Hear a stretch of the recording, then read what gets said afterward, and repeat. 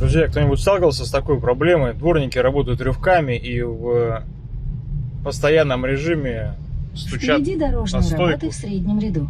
Там единственное, что стоит стрелка, которая препятствует скатыванию воды на боковое стекло. Вот она об нее бьется постоянно. Вот сейчас, да, очень очевидно было. Впереди камера на полосу.